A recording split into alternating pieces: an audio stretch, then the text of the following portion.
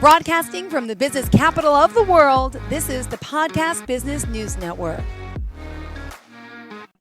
Welcome back to the show. We are joined once again by our friend Tracy Makarenko. For those that you know or don't know about her, well, there's a lot to her, and she's here today again to talk more about the work she does, how she's helping so many as a best-selling author, as a holistic life coach, and again, all the healing possibilities that she offers. So let me have her say hello and quickly introduce herself before we start today.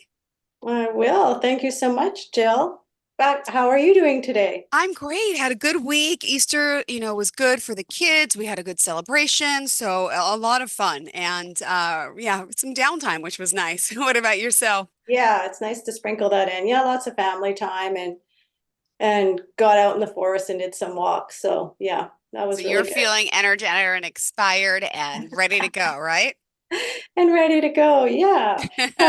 I'm really excited about today. I will talk a little bit about what I do first, and then we're going to get into some interesting conversations, I'm hoping, today.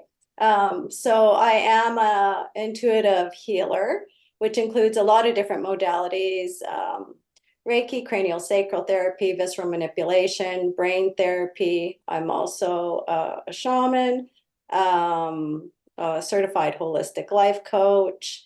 So I can help in a lot of different areas, right from the physical all the way up to the metaphysical, which is what we're going to talk about today. A lot of what we're talking about today is probably a little different for some people, things most people can't really see. Um, all of that, everything we talk about today, I've actually written about in my book, Moving from the Outside In, which can be found on Amazon. I also co-authored a second book called I'm a Brilliant Woman, the volume one. Karen Clanson's name is on that. It was a bestseller on Amazon, as I said. What else did I want to share? Well, I know you do Jeez. a lot, and unfortunately, I don't have your notes in front of me today, but yeah. Oh, So let's see. Hold on. website. That's what you need. The website. Yes. Yeah. Spell it, spell it, spell it. So website is tracymakarenko.com, TracyMakarenko.com. You can reach me on Instagram, Facebook, Tracy Makarenko, also on YouTube. So you can find a bunch of stuff there as well, guided visualizations and such. And I can be reached through email at tracymakarenko.com. Awesome. Well, let's also talk today about the area of focus. What was it for today? Because again, I'm still waiting on your notes. I apologize, but hopefully they'll be here soon. If not, you'll just lead the way for us, okay? Yeah, no, I'd love to. So I want to get into kind of the metaphysical encounters, and we've talked over the last few months about different things.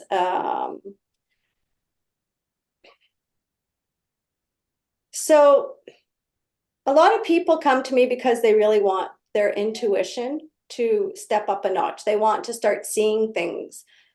Some people see colors, other people get premonitions through dreams or visions. There's always that knowing, but a lot of my clients, even though they do come for physical healing, they also want to connect more to that intuitive healing. So I want to talk more today about what all of that entails.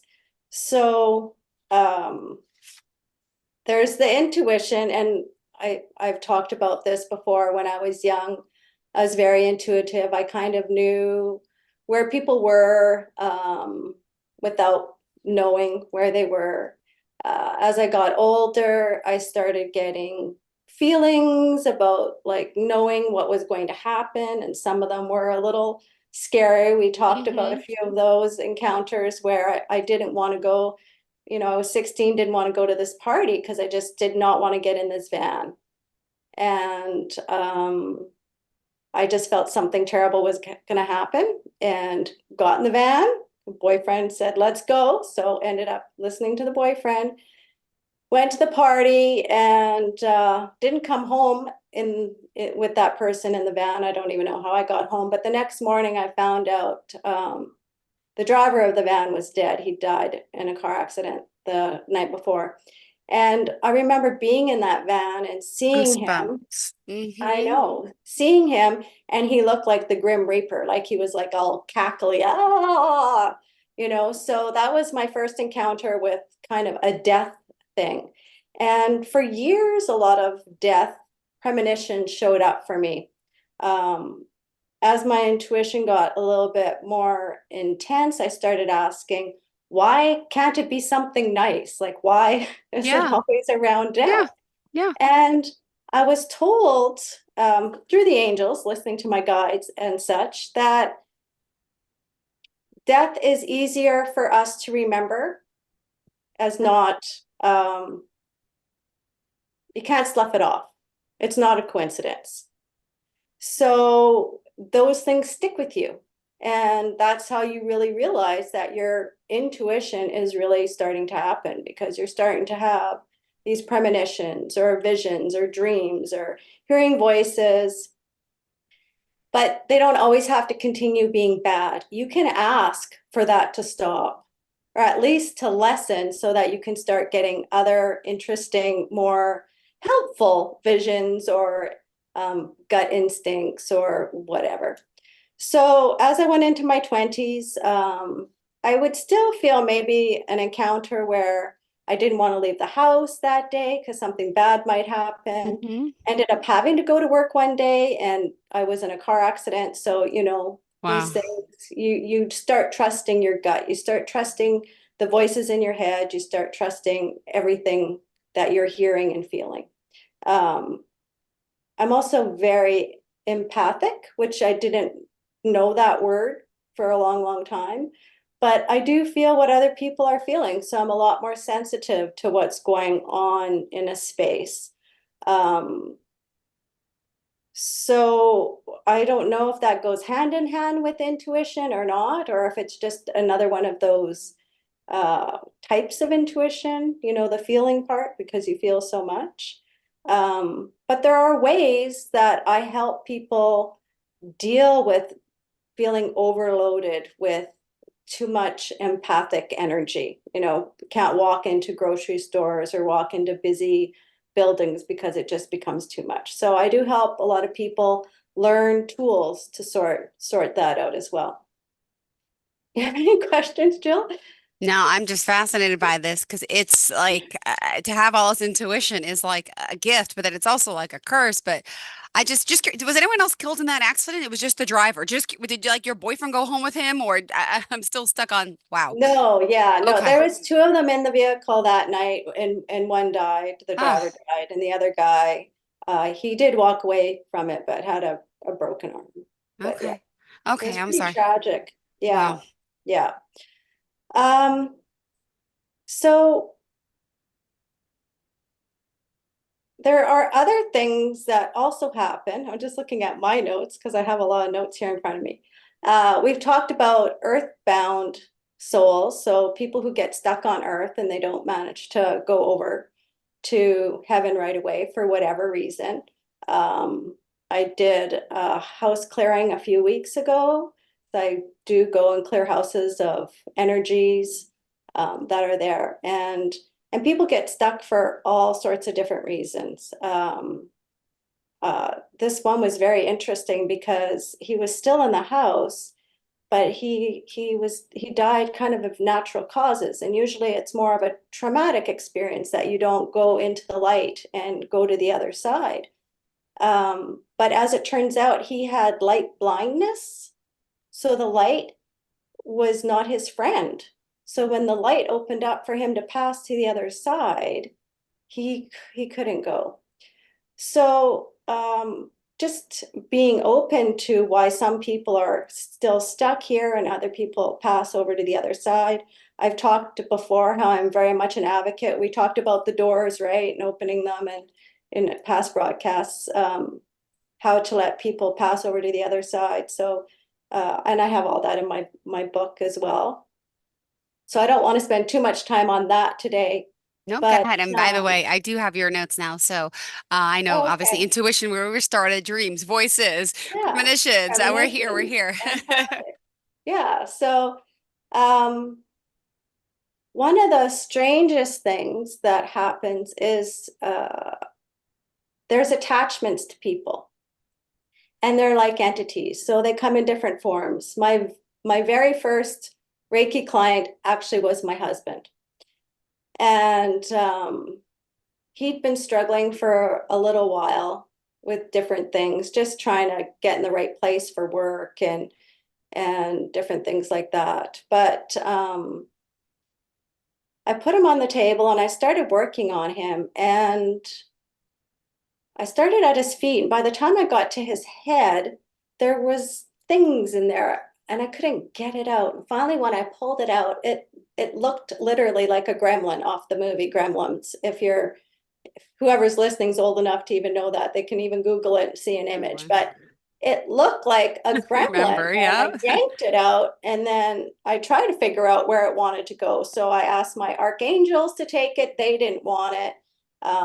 Mother Earth ended up taking it from me and Wow. absorbing that energy. I don't know where those energies exactly come from. I'm assuming they come from other dimensions.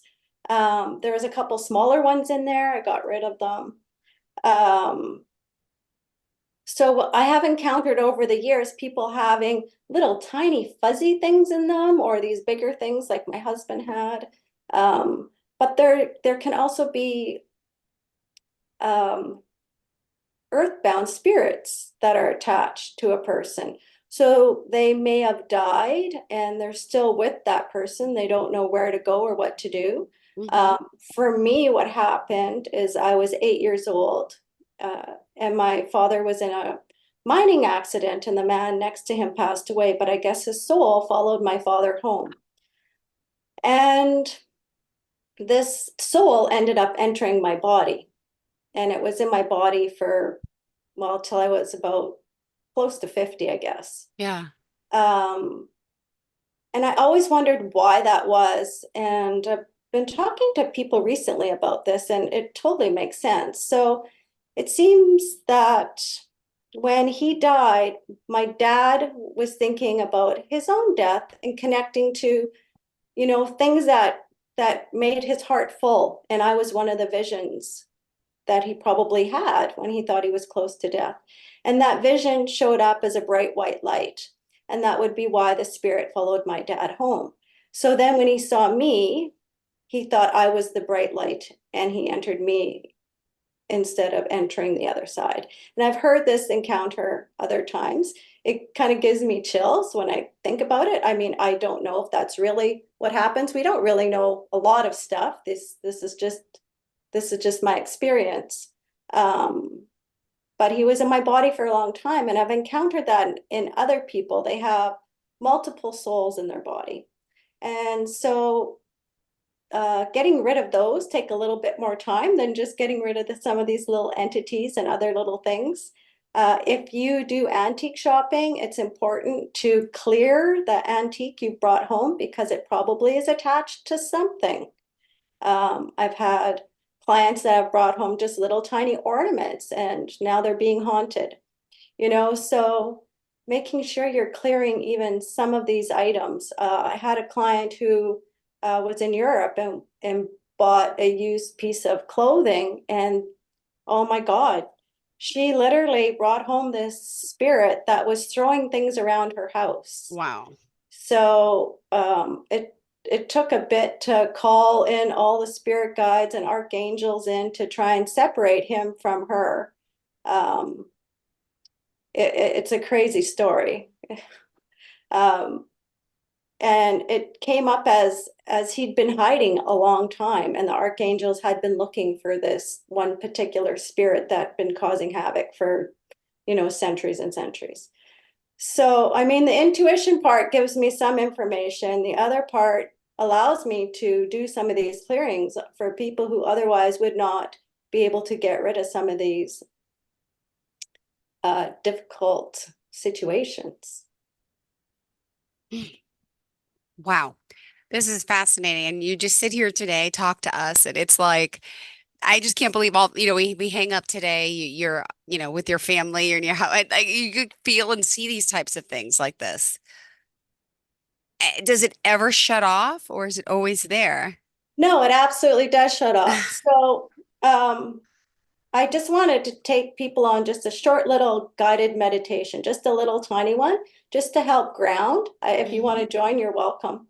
Um, I love it because it centers us in our heart. And the Okay. reason we sometimes see things is because our crown chakra is just too wide open.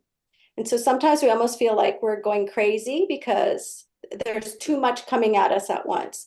But I definitely do not see things all the time. I see things when I need to see things. Do I feel things more than I'd like to? In large crowds, definitely. I need to like contain myself and move myself away from any type of chaos. I cut cords, I do all sorts of different things to keep myself separate from all the other stuff in the world. So I know it's my emotions that I'm feeling and not someone else's emotions, because that's the biggest problem with people who are empathic. They think they're feeling all these emotions and they're not theirs. They're typically everybody else's emotions that they've picked up. But there's a really easy just meditation that anyone can do. So if you want to join, Jill, Sure. you're welcome to close your eyes, but I'll ask everyone to close their eyes. And again, you should be sitting up straight. Your back should be straight so that the energy can move up and down. In the middle of your back, you just see like a solid pole made of wood or metal, and it's going to grow down through your base chakra, go through the whatever you're sitting on. It's going to go through all those different layers of rock and gravel and sand, and it's heading towards the middle of the earth. This the red ball in the middle of the earth is how I always see it. And so this rod or pole just keeps getting longer and longer and longer. And then when it gets to the red center of the earth, it grounds down into that. It embeds itself. So it's sitting there solidly. And you might feel a little tug or pull. Hmm. Good. And then you're just going to follow it back up. It's going to stay there, but you're going to follow it back up through all the layers back into your body. And when you come again to the middle of your body, behind the solar plexus, the heart area, that rod or beam is going to turn into a beam of light that goes up through the crown chakra and then up through your home or your work and up through infinity. And it's just going to keep going, going, going, going, going. And you might at this point feel a little bit of a pull or tug. You might feel taller. Sometimes people, because they're not in perfect alignment, they'll actually feel like they're being pulled off to the left or right or forward or backwards. You're not going to fall over. What's happening is the energetic magnetic connection above you and below you is trying to straighten you into alignment. So just stick with it until it bounces you back into a straight position. So you're just going to follow that beam. It's going to stay where it is, but you're going to follow that beam back into your body. And you'll feel like your brain calms down. Hmm. You'll notice my voice has probably got a little bit softer, not maybe quite so squeaky as it was earlier. Um, and you can just sit in this space and meditate for as many minutes as you like. But it also helps ground you back into your body. You're still connected to the earth and you're connected to, Father Sky, the universe, but you're very much connected to your body.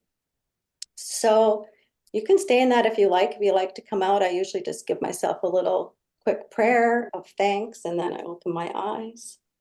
Um, Oh, Yeah, so it's important to stay in our body, especially we have a few minutes left still, so I'm going to continue, but especially if we start visiting these other dimensions. So I go to France. My husband loves World War II. We go to the beaches. So we start at Omaha Beach, and I'm walking on the beach, and all of a sudden, I'm up to my neck in water. It's red, and there's dead bodies floating around me. hmm. So this beach was the first one in World War II that the attacks happened. There's, I don't believe that the souls were still there, but because of the tragedy, there's still an imprint of the energy that's happening on that beach. Now, this was the first time I had really encountered something like this, and I didn't know what to do with it. Hmm. So I just kind of turned around and I walked away. I thought going to the cemetery was going to be more of a problem, but I think because the priests go through there and clear everything um, with their, I'm sorry, I'm not Catholic. I don't know what they use, but they have their big I pots of am, but I'm not sure either. sage stuff, right? It's not sage, but they clear it. I So a don't know lot of what the it is. spirits are Yeah. gone. They've done Smells their good. blessings. They've done their thing. So the cemetery wasn't a problem, but I had a lot of really strange encounters around World War II, planes Wow. crashing in front of me. They weren't there, but I saw them. Um, Staying in Paris, I woke up in the middle of the night because I felt like rats were chewing away at me. So I got, flashed back to the plague and living in that space. That must have happened to someone who was in that space. So, I cleared that space. I know how to clear rooms of Mm-hmm. those type of imprints and get rid of that type of energy. Um, and sharing that with clients or people who want to take Reiki. Reiki is amazing for clearing anything that is kind of haunting you on that type of level. Um, you'll hear stories or movies where there's like a ghost that has fallen down the stairs and broke their neck or something. Have you ever like encountered a story like that in a movie or something? They say there's a ghost that's stuck there, and they do. Oh. They keep reliving that falling down the stairs over and over again. Again, it's an imprint of energy that's happened there that's been tragic, and so it continues. Wow. Sometimes the earthbound spirit's still there, Mm-hmm. other times the earthbound spirit has left. But then just releasing that imprint in that space is super helpful because then other people don't feel, ooh, there's something weird going on in this staircase. I can't figure it out. So getting rid of those imprints are also pretty important. Mm. Um, but the exciting stuff about doing this work is when you start seeing things in different realms. You see houses in different realms. You see people in different realms living their life. I've come across fairy glens and I've seen fairies, flittering in and out of a bank in Mm-hmm. Banff, Canada, um, doing their thing, which was cool. I was in Scotland and I saw like this merman type of thing in this river. And that was pretty wild because I was in a car driving and I was just like, what was that? So, Do any of your kids have this ability or anyone else in your family? yeah, so my youngest would see heads on her floor all the time in her bedroom. And so she always had a blanket between the door and her bed, and she jumped from the door to her bed. I thought it was just a kid's thing till I asked her. And she said she saw heads moving around on her floor. So what that was is there was another house there in another dimension, and their floors weren't where our floors were. And Wow. so where their roof was, you know, this was their room, and this was uh Taylor's room. And so all she got to see was the heads. So not fun. When Wow. you're little, she would have been about 4, Oh my 5. goodness. So she's always been able to see things like that. My older one has more a gift of healing. She definitely has an intuitive gift and she has a knowing. My husband actually um, has dreams of his past lives. So, I mean, and that's another form of healing too. But there's a lot of things that can get really scary about this work. Um, and I want people to just know they can reach out because even if they need help on this other level, this metaphysical level, whether it's Mm-hmm. coaching or healing, I'm I'm here for them because it's not an easy thing to navigate. You can't just go up to your friend and say, "Hey, so this is happening to me," and talk to them always about it. So, Mm. Wow. Well, thank you for this. We are almost out of time. We have 2 minutes left. How did you want to leave off for today? This is fascinating. Yeah. 2 minutes? Okay. I So like two. I'm like, yeah. I know, I was like, sleep paralysis. I just wanted to get into that really quickly. I know people get really scared if they've had sleep paralysis. That's when you're sleeping and you can't move, you can't scream, you can't do anything. Know that you're in another dimension when that happens. Mm-hmm. You're stuck between where you live and on a different plane. And so just keep trying to connect to where you are in the bed you're sleeping in or the couch or wherever you're at, because it'll pull you back into your place so you can get away from that sleep paralysis. And I'll end with that.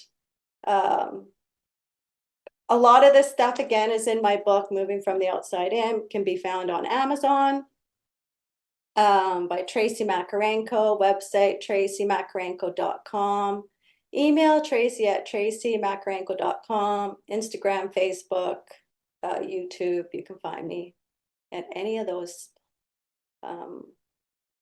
platforms. Perfect. Thank you so much. Pleasure having you here. And we'll talk again next week, I believe, right? Yeah, And I for sure. apologize again. I will have your notes hopefully next time in time, but we got through them. Thank you so much. Oh, good. Thank you, Jill. Thank you, Tracy. Have a great day. Bye bye. And have a good weekend. Bye. Are you looking for even more of the podcasts and hosts that you love? The Podcast Business News Network is proud to announce that you now have even more ways to listen live. Check out the MyTuner Radio, online radio box, and Simple Radio apps on iOS and Android, or find us online. Search for Business News Network on mytuner-radio.com, or search Podcast Business News Network on streama.com and onlineradiobox.com/US. Take your podcast on the go and don't miss a minute of the action.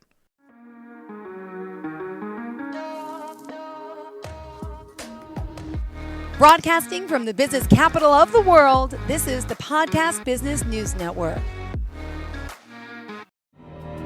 For nearly 2,000 severely injured veterans, everyday life has become filled with barriers.